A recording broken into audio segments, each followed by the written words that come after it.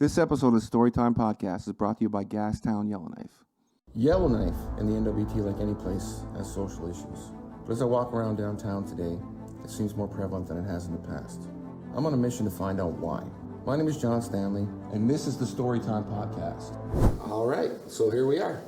First episode of the Storytime Podcast, and we've got special guest Carrie Cooey. If you don't know Carrie, well, you're not a curling fan, that's for sure, because she's definitely one of the best curlers in the country, something that we're pretty proud of in the Northwest Territories. We don't get a lot of, extremely high-level athletes here, unfortunately, because we're such a small place, and, to see us doing well in the sport and everything. Now, but at the end of the day, I know you, and, you've been a gym member for a long time. We've sponsored you and, tried to help you guys with the fitness side of things. But everybody out there, they need to hear from you, so I'm going to let you kind of tell us who you are. Yeah, Carrie Galusha, Cooey is my maiden name. I am a Gwich'in Indigenous person. I was born in Yellowknife and raised, and but my family, the Cooey family, is from the Beaufort Delta up in Inuvik. My dad was born in Aklavik, so the Cooeys are well known for curling. My brothers, Kevin and Jamie, are well established in the game, and then I have worked really hard in the women's game, and the last few years we've really made noise on the women's stage. We've worked hard, thanks to you, sponsors like you who help us and get there, and we've just been working really hard, and last year we made playoffs at the Scotties, and but yeah, curling, most people know me through curling. It's basically my life, yeah. Well, and I mean, I'll say that we were probably a very small part of it. Your skill definitely played a role in that. So your family's been involved in curling for a long time, and and it was your dad and your mom, were they both? Yeah, so my mom and dad, they ran the junior program here in Yellowknife, but when we lived up in Inuvik, my dad made the ice up in the Inuvik Curling Club, so my brothers got involved up there, and then I got involved when we moved to Yellowknife when I was in grade 6, and I was basically forced to curl. But yes, my That's how it starts. Yeah, my parents were very very big in curling. So yeah, and I find that like a lot of times when it's a family situation. I've got 2 daughters, obviously, and as you know, I'm Team Canada coach for kickboxing right now, and I always say to myself, well, they're going to be involved in kickboxing. They don't have to necessarily compete, but they're going to be involved in some way, shape, or form. They're going to learn the skills. So hopefully 100%. They'll want to. I mean, I definitely hope they will. But I mean, generally, when a family's big into a sport, most people will, at least to some degree, follow them into it, right? So we talked briefly, like. And I've been, as you know, I've been doing some research in regards to the, the homeless situation and everything in Yellowknife. And a lot of people look at it and they say, okay, well, we've got a lot of homeless people here, they're just drunks and this and that. But what they don't look at is how did these people get there? And it's a very complicated story, and it's one that goes very deep into the history of this territory and in Canada in and of itself, right? Yeah. And you and I were talking briefly before I kind of came on, we started here, and we talked about the residential schools. And before I had, moved to the Northwest Territories, I mean, and keep in mind, I didn't move here until I was 39 years old. I had never in my life even heard of a residential school. I had no idea they even existed. And then when I first did, I didn't really understand, what they were, but, and certainly not that they went on until the 70s, but so from our brief conversation, you had indicated to me that your dad was in the residential schools. Yes. And I was wondering if you'd be interested maybe in sharing some of that with us. Yeah. My dad was living in Aklavik, and I guess I should start. I know a lot of people don't know about the residential schools. I've had a lot of good conversations with friends and even family, with my brothers, about residential schools, and it's impacted our family a lot with addictions. And my dad went to the residential schools, was pulled out of his home in Aklavik, and went to school in Inuvik. It wasn't all negative for my dad. There was some positives for him too, but we've been highly impacted by the residential school system, the schools, and it's affected our family greatly. And there's intergenerational trauma that people have to deal with. And it's very deep history, and it's only really come about since they've since Kamloops a couple of years ago, when all the graves were That's when we started getting unmarked attention. graves. That's when it really. It's always been part of our history. I know a lot of my friends, especially a lot of my curling friends, especially out east in Ontario, didn't really know a lot about the residential school systems and our history, which was crazy to me. But then it was crazy to them to find out and learn about it. So really, it's interesting. I've been trying, as I've gotten older, I've been trying to use my voice a lot more and have these hard conversations with people, because it is a big issue and there's a lot of trauma that people have to deal with, and it's been passed down generation to generation. And obviously, when it comes to the homeless population, especially in Yellowknife, I mean, it's there, and it's there, and you see it every day, and it's how people deal with it is the issue. And you know, from that point, I mean, your dad, I mean, I don't know his history. Obviously, I don't know if he struggled with addiction himself or not. But you know, he lived a very productive life and raised a good family. So he was able to deal with it at least enough to be functional in life and yeah, he overcame a lot and was very successable. Had a very successful career. And I mean, he raised three. I mean, I think my brothers and I we're pretty good. I mean, we're not kids anymore, obviously. We're all older, but we're great curlers. We have amazing families, and we all have careers as well. So you all have good jobs. Yeah, I mean, I can't say it. It was easy. People think, I mean, and we don't look Indigenous. So we weren't always treated the same. We look white, and even though people don't realize we are Gwich'in and we're Indigenous, and so we weren't always treated the same as Indigenous people were. So I don't want to call us lucky, but we were treated differently, and I saw it. I never really talked about it as a child growing up, but now I talk about it. Well, I mean, there definitely is a prejudice there, right? I mean, like when I came here, I'd never been around Indigenous people in my entire life. Mm-hmm. And when I came here, you know, a lot of comments and conversations that I had, people would make comments and whatnot. And, you know, and they're basing all of their comments on, you know, basically what you see downtown and the homeless people and whatnot and the activities that are going on down there. But they don't ever look into essentially what caused these people to be in this. Like, if you look at someone almost, it's almost dehumanizing, because you start to look at someone like they're nothing more than a burden. We should just get rid of them. How do we get rid of these people? Well, it's not about getting rid of them. Obviously, it's about helping them and trying to figure, you know, I mean, there has to be a solution. It's a difficult topic. Obviously, it's a very difficult one, and it's very, it is. It's difficult. It's complicated, Once right? people start reading about it, I had a few friends that had no idea, and then they started reading about our history, and it was awful. Like, it's not good. Well, one thing I didn't realize is you know, when I first learned about Indigenous school or the residential schools, is I thought that, you know, yes they were like people were going from the communities, but what I didn't know, and I only really realized this recently, and when, like I said, when this all started to come out, was that they were literally sending police officers in and taking people. And as a father, I mean, I cannot imagine someone coming right now and saying, I'm taking your 2-year-old daughter from you, or your 7-year-old daughter from you, and you don't have a choice. And if I try to stop you, you know, you're going to hold me at gunpoint, or you know, it's that's insanity. how it was. They had no choice. Insanity. Yeah, you know, like when you think about it, it's just really hard to wrap your head around. You know. Yeah, and I mean, all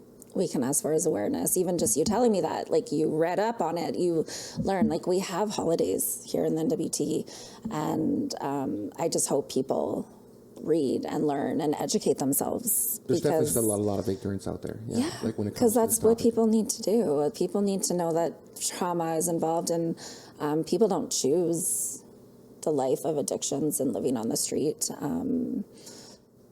Even just driving here, right, coming to the gym for this interview, I was driving through a light and 3 Indigenous men walked across the road, whereas most people would have honked at them. And you know what? I slowed down, and guess what they did? They waved at me. They smiled and they waved. Whereas most people would be so impatient and honk and just be upset that they just walked in front of your car when they shouldn't have. But it's just little things like that. They just want to be acknowledged. They want to be heard. They want to be listened to. And they're not, the thing is too, is like, as you hear the stories, like, you know, someone threw a bottle at someone or someone did this, but I mean, for the most part, everything I've seen for the most part, I mean, obviously there's going to be a couple bad seeds everywhere kind of thing, no matter what. But I mean, most of the guys you talk to them, they'll have a conversation with you. I mean, they're friendly and all. 100%. My 13-year-old daughter, I've taught her, if she's ever downtown, you just politely say hi. And this my dad taught me this. My brothers and I, like, you never be rude to anybody. You say hi. If they shake your hand, you shake their hand. And I've taught my 13-year-old daughter that. And obviously, I know some people get yelled at and you know, and harassed, and then I see the Facebook posts of people complaining, "Oh, I hate Yellowknife. It's awful to live in," and there's too many homeless people and they're all drunk, and those posts actually really bother me, and because it's just white privilege, people complaining, and it's just people have no idea. Well, I think too, you know, at the end of the day, I think it really comes down to ignorance as well. Like at the end of the, like I think people, they don't know. They don't really know the history, and they don't really know the story.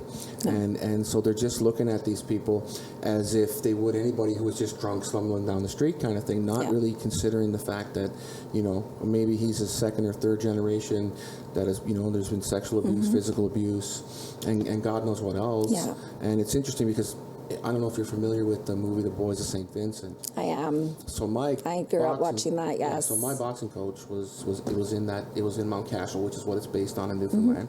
And you know, like I had a conversation with someone about this a little while ago, and we were talking about, you know, it was the same situation in the sense that, you know, they were all abused, sexually abused, physically abused. But what makes it different, and this is what people don't realize, Mount Cashel was an orphanage. So the people in there were in there because they didn't have families.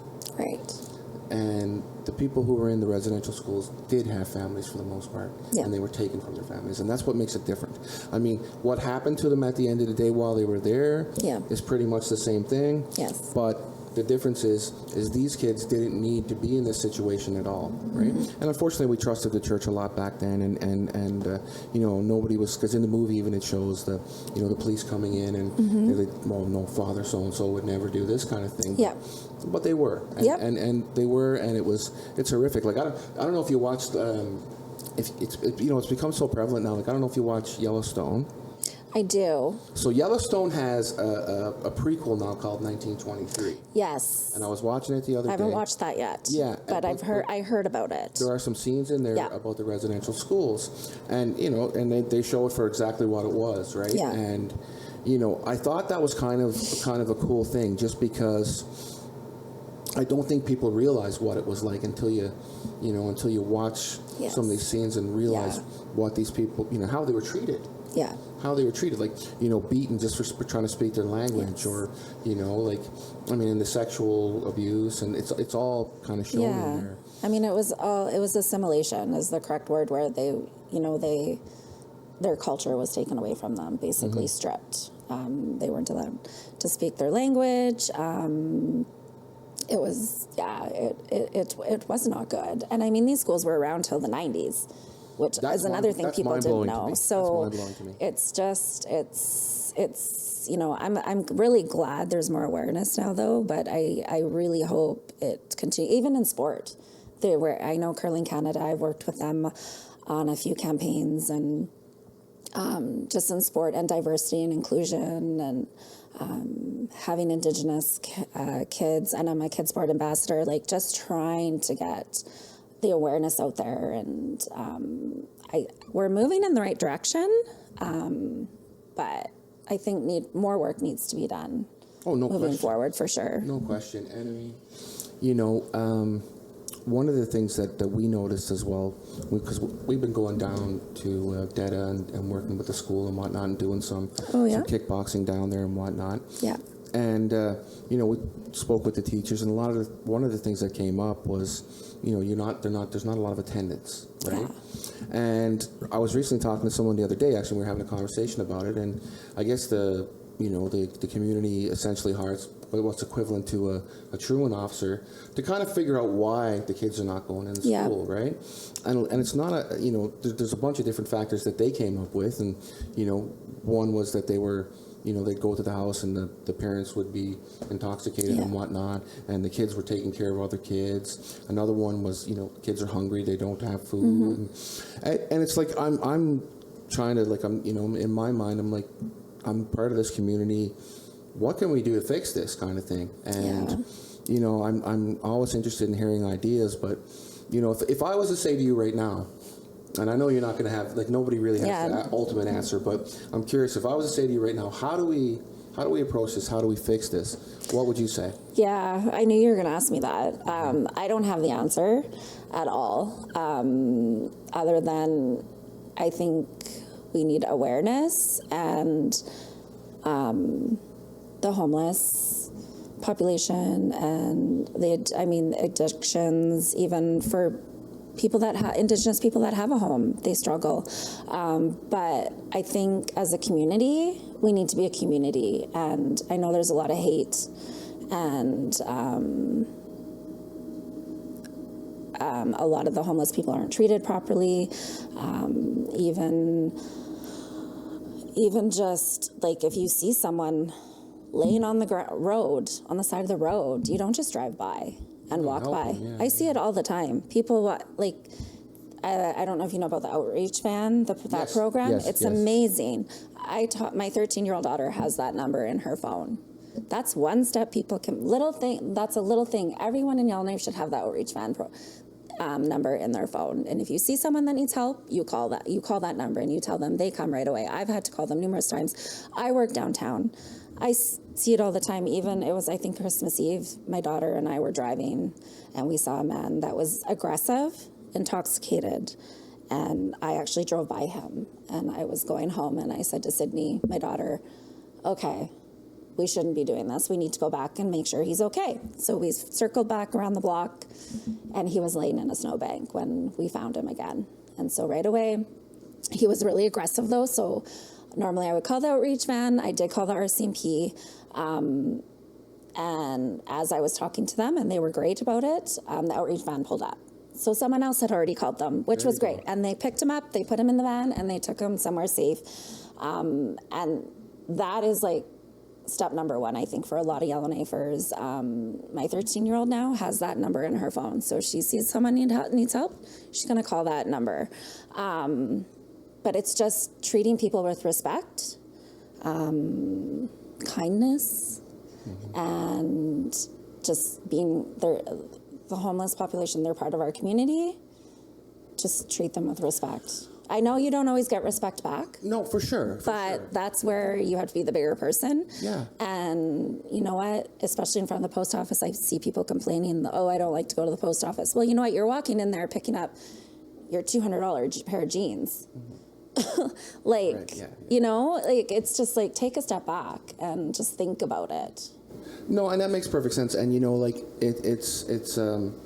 I was out to lunch with someone the other day, and we were talking about forget about addictions and everything else. Let's just talk about being homeless and the struggles that even that would give you, because it's not exactly like, Yellowknife is super affordable. No. So, and how do you get a job? Or how do you move forward when you don't even have an address? It's not. It's very difficult, right? Yes. And yes, I know there's addresses they can use, but people know what those addresses are as well, right? Yeah. So it makes it more difficult, it's sort of the idea that housing is not a right, a human right, is kind of hard to wrap my head around sometimes, I know, it's tough. We pay our $500,000 for a home, or whatever, and then we're wondering, you can't just walk out and build something. You can't build yourself a shelter. No, yeah. So they have a shelter here. Yes, we know this, but it's a temporary solution right now. But there's no real addiction services here. No. You have to be shipped out, and how do you get to that point? That's the problem. I mean, that's the tough part. even I know people very close to me had to go down south for addictions issues. There's nothing up here, which is part of the problem as well. But I mean, you need a lot of money to have those services. I know our government does what they can, but I know it's hard to live up here for sure. It's expensive, and you see people complain about that as well all the time. But I also think the North provides a lot of opportunity for people.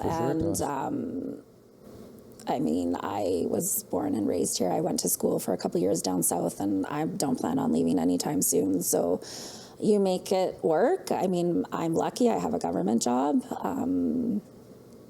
And so does my husband. So we're lucky, we choose to live here.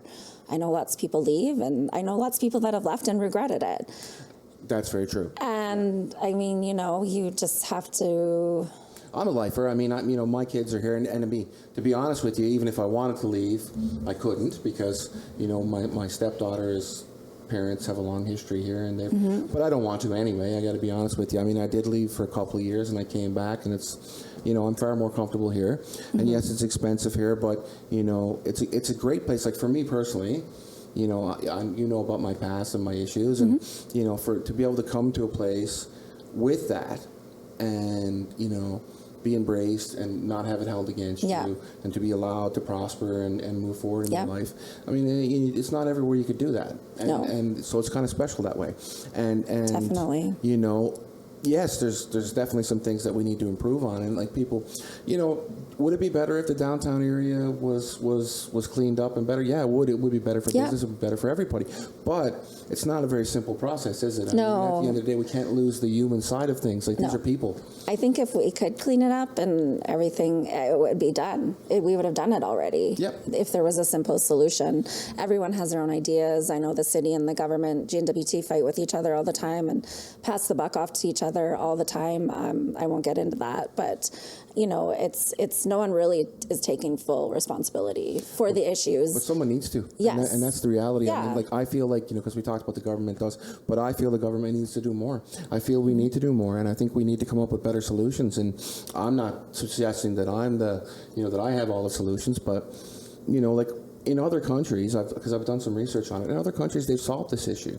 Not solved it, but it's a lot better, And one of the things that I thought was a pretty cool, like in Finland, they came up with a program where housing is not an option. Housing is a right. So they started providing housing, and I mean, there's stipulations in a process that you have to go through, but like even for a person that's like, what's the motivation to get past addiction? Because I watched an interview a little while ago, and it was the guy that runs the On the Land program. Yes. And like he said, you can't help people unless they want to be helped. Unless they want to be helped. You know? So how do you motivate people or get them in a position where they want to be helped? And maybe it's not going to be the ultimate solution, but maybe if there was, some kind of end game where they could have some kind of housing provided for them, and make programs where they could, get help with addiction here, and education, anything, something that you could build through and sort of create a program where people could go step by step through a process. You're not going to get everybody, obviously. No, you know what? Some people are happy. They like not having a job, and they like just having no concerns and hanging out with their friends all day. Yeah. There's the ones that want to try, and then they try, and then they don't succeed, and there's lots of different scenarios, but you're right. We definitely need to look at other solutions. And what I've noticed too recently, and because I've been here, since 2010, and it's a lot of younger people now. Yeah. It used to just be, like you'd see people in their 40s, 50s. That would be the ones that were on the street, but now you're seeing young people, and that's a little concerning for me. And we're talking about the education thing and whatnot, and making sure. I think we've got to start, if we want to make any kind of a dent in this issue. We've got to start with the young people and sort of break the cycle. Is what it comes down to. And maybe, I don't know, some way, if we can somehow start working programs to make sure these kids are getting to school, making sure their bellies are full. I know some groups are doing some things with the school to kind of get them breakfast and all that kind of thing. But Yeah. I mean, it's hard for me to imagine that with all the other things that I hear in school and I hear teachers and people talking about nowadays, that there's kids sitting in schools that don't have 3 meals a day. Yeah. You know, that's just wrong Yeah. in my opinion, you know? And No, definitely. I don't know if there's, you know, I don't have the solutions and whatnot, but these are all ideas that kind of run through my head. And I'm like, you know, how much would it cost to feed? You know, and someone actually put this idea out to me there, you know, a little while ago. And I'm like, how much would it cost to make sure these kids had food and maybe even food to take home, you know? And because like, and the problem is, of course, everyone, I don't want to pay for that. And I'm like, but you're paying for things anyway at the end of the day, you know, because if people get into addictions and they, you know, and they're interacting with the police and, you know, that all has a cost involved, you know, like someone ends up in jail. I mean, what does it cost? $100,000 a year to have an inmate for 1 year, something along that line. So like, there's costs involved with it anyway. Yeah. So if we're gonna spend our money, let's spend our money on something that can improve our community and frankly improve people's lives. Yeah. You know, and maybe pay back a little bit. You know, we can't, like, this is the thing I was talking about. Like, we can't do anything about colonization right now. It happened. It is what it is. We're here. But what we can do is try and right the wrongs in respect to some of these things, because this is something that, you know, like when we talked about colonization and everything, you know, I kind of think of, well, you know, that was in the past, that was my attitude, it was in the past, there's nothing we can do about that now. But then I hear things like, well, we had residential schools until the 90s, and I'm like, that's insane. I know. The worst thing you can say is, oh, just get over it. Yeah, but, you know, It's but that's the mindset that a lot of people have. Yeah. And it's like, but like when you think about it, like, it's not. Zane, this came out. We got our resident Jamie coming on camera here. There we go. But you know, like the 90s is, I mean, I graduated high school in 1990. Like, that's not a long time ago, you know, and like people don't wrap their heads around that fact. Like, No. this is not that Yeah. far away, guys. Even if you go back 100 years, what's 100 years? My grandmother lived to be 98 years old. That's only, that's one person's life. Yeah. You know, people talk about this like it was thousands of years ago. It's not. And it wasn't. It's not. Yeah. And the effects of it are still running It's strong. very apparent, and you're right though. How do you break the cycle? There has to be something. That's At the end of the question. day, we can't we can't change the past, but can we do something to, like, you know, help these young people's future? You know, and because I mean, obviously, you know, if their parents are struggling with addiction, it's very difficult for them to raise them correctly, and those kids are growing up within that, and we know, you know, addiction can be you know, it's something, it'll get passed down, and then the cycle doesn't stop. So it's a generational thing, and I mean, that's you know. But even just you and I sitting here talking about it, that's a step in the right direction. People need to talk about it more and not be scared to talk about it, and even though it's uncomfortable to talk about.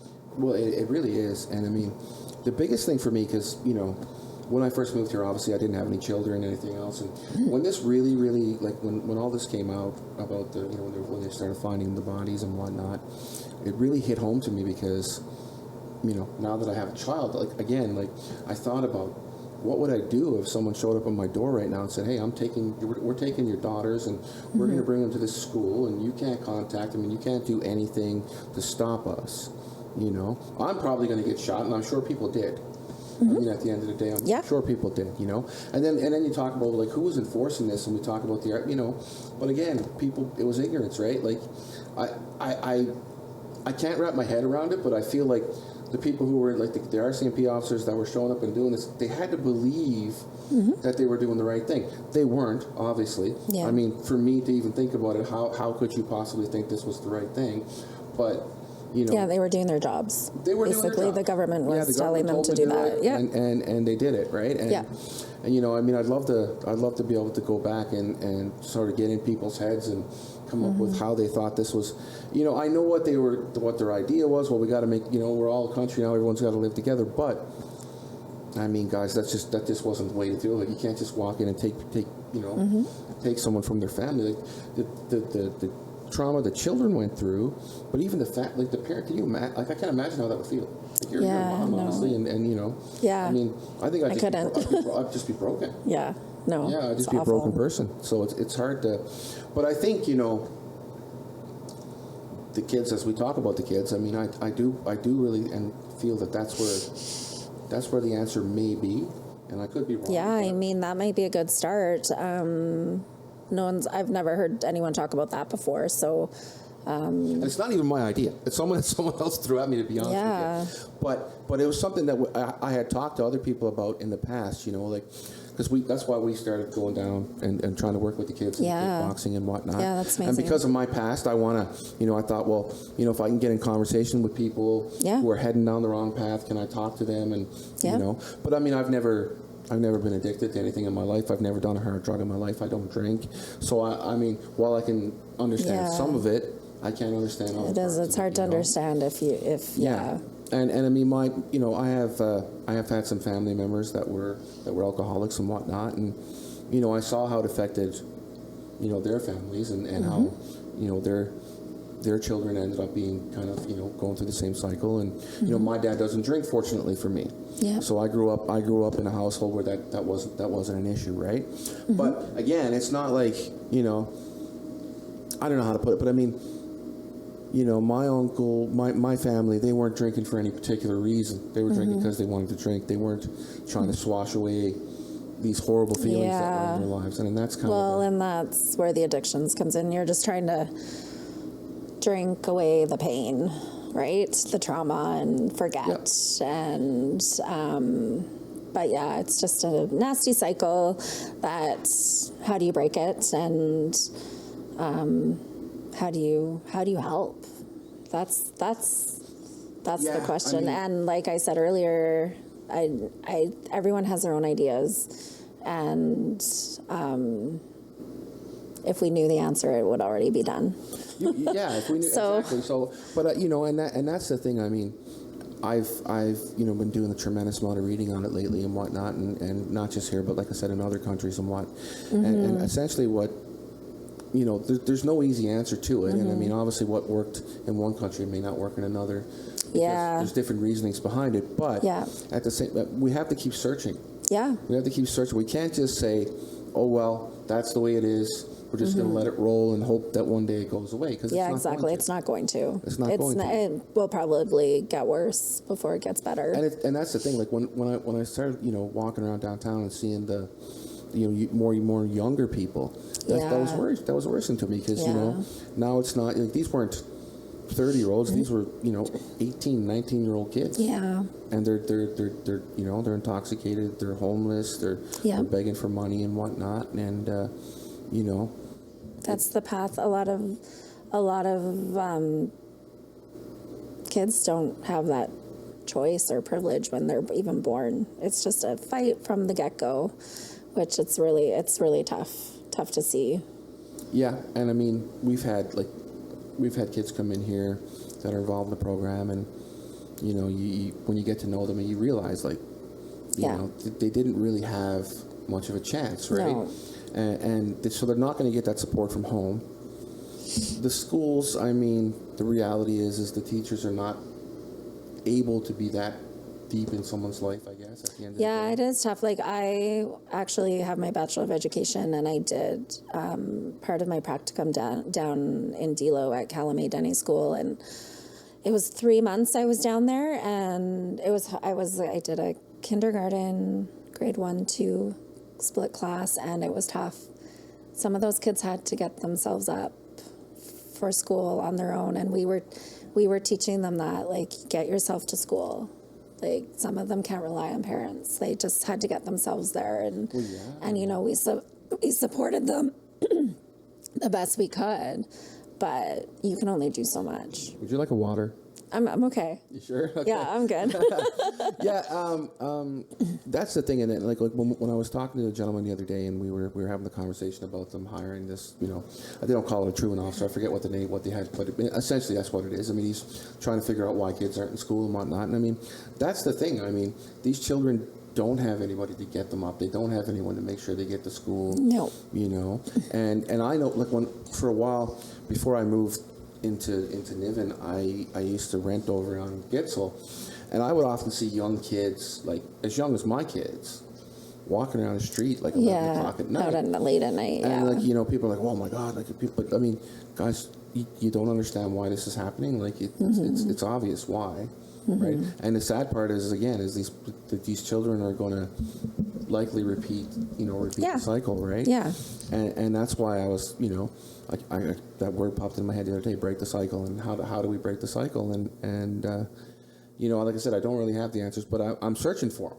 Yeah. Right. Like I want to help. Yeah, and that's solve good. this issue. I want to move forward and try and do something to help people, and especially the children, because again, as a dad now, I mean, it's kind of like my kids don't have to worry about anything like that. You know, my daughter, I get her up. I take one to daycare. I take, when my stepdaughter's with us, I take her to school before I come in here. She gets picked up, dropped off. There's no we read with them every night. We do these things as parents, but they don't have that.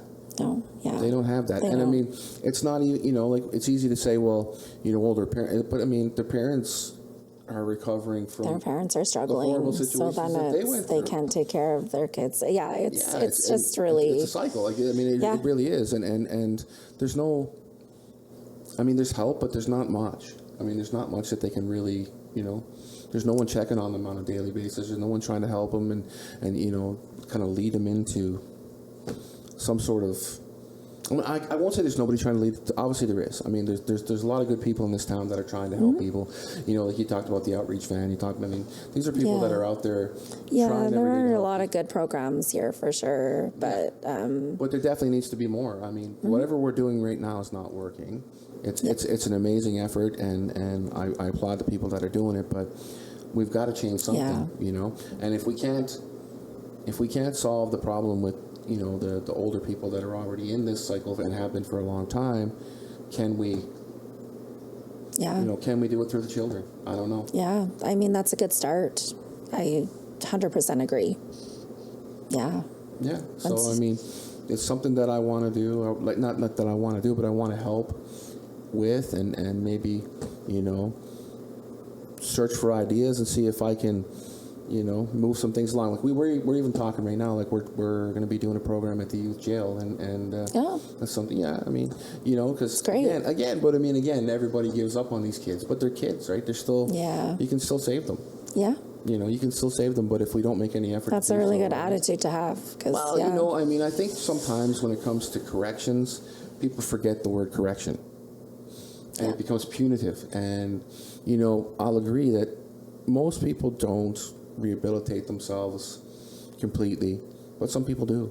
And you can at the end of the day, if you get these kids young, I know kids back in Newfoundland that are notorious criminals, right?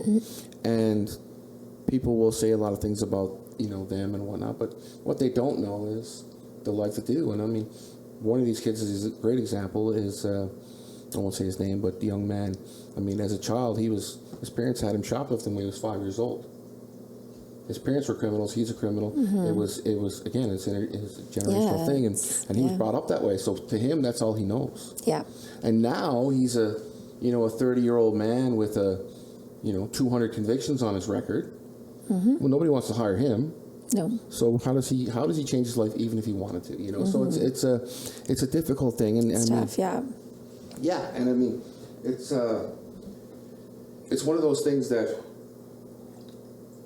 Sorry, it's one of those things that I mean, people look at again. They write people off as scumbags, and I mean, ultimately, sometimes these people don't want to be helped and they want to live that life. But there are people, I think, if there had been some intervention earlier on in their life, that might have changed. If they had someone to look up to, if they had someone they could go to, if they had a program that they could check into, if someone was, like you said, showing some caring. Like, okay, did you eat today, buddy? Can I help you? Yeah. Do you need food for tonight? Yeah. Are you gonna? Is this kid okay? I had breakfast and lunch. Is he going home and not eating again till breakfast the next day? Yeah. But I wouldn't say nobody thinks about it, but I mean, is that something that we could be doing as a government, as a people, as a community? Yeah. Yeah. Well, and even like you said earlier, working with the youth at the correctional facility, sport is really, I mean, I'm a competitive national curler. Sport, getting these kids into sports and Can save them. yeah, and that's why I'm part of the Kids Sport program, and I coach curling, and I did a video with Curling Canada trying to get, promote, like, there's curling clubs all over the north and even our smaller communities, and, just if it's young Indigenous child wants to get into sport, let's help them do that. Let's help them do it. And that's the thing. At the end of the day, like every once in a while we'll get some kids in here, and even from CFS, they'll bring kids into us, and we try and do the best we can to help them and kind of build a bond, a relationship with them while they're in sport. Because a lot of times, like, I've had some kids over the years that I've coached that quite honestly, I mean, if you didn't make that bond with them, who knows where they would have ended up, because they didn't have it at home. So yeah, that coach becomes almost like a family member, and someone that they can turn to and talk to, right? I mean, that's the because at the end of the day, I mean, it's a human issue, and we have to remember that ultimately we have to treat people like people, right? Yes, and regardless definitely. of what their background is, regardless of what's going on in their lives, because a lot of times it's not in their control. Maybe we can. Like I said, sport's a great idea. Some kind of we need to have programming here, more programming available. And I know that comes down to money, but But if we're going to spend money, we got to spend it in the right way. Like we got to, if we want to improve our community and the lives of these people, how do we're going to have to spend money, and that's reality. And maybe our money would be better spent on things like this. I'm sure. I know we waste a lot of it in a lot of different ways, and what I mean. At the end of the day, there's nothing better to invest in than children. And maybe we can do something with that. I don't know. Yeah, definitely. I mean, when you figure that out, good luck. I don't know if I'm going to figure it out, but I'm sure going to try. You're going to try, which I think is amazing. Yeah, that's great that you're trying. I'm going to try, and maybe I don't profess that anybody's going to solve the issue, but maybe we can make an impact on it. And maybe I might come to you someday and say, hey, I got some kids we want to do curling with, we want to do things, and 100%. Maybe we can get some support to make sure these kids are getting to school, or they're eating for that matter. Because I mean, if kids not getting 3 meals a day too, and how do you expect them to go to school, to function, to it's difficult. Yeah. And I mean, nobody, it's funny because everybody's always willing and ready to donate to other countries and other people that are struggling, but they don't think about the fact that there's people right here that are struggling. Yeah. And we have to help our own community first. Yeah. I think, Yeah. So I mean, and the North is so giving and caring, and they are. It's if we put it out there, like, I mean, listen, if something happens to your home here, I mean, I've seen it time and time again. This community will step up. People step up. They will help you, right? I mean, they don't care who you are. Yeah. They're going to help you, right? Yeah. And we have that. So it's just coming up with some ideas and some, and maybe attracting some people that can run these programs, and maybe we can come up with something to help everybody, because I mean, ultimately, if your long-term goal, if you're going to be one of these people, like you said, that's complaining about the downtown area and all these things, well, okay, it's great to complain, but do we have any input on how we can solve the issue? Yeah. And that's really what it comes down to. We can't just, that's the city's problem, or that's the, like you said, I mean, it's not, though. It's everybody's problem. Yeah. It's everybody's problem, right? So. Yes. Yeah. Agree.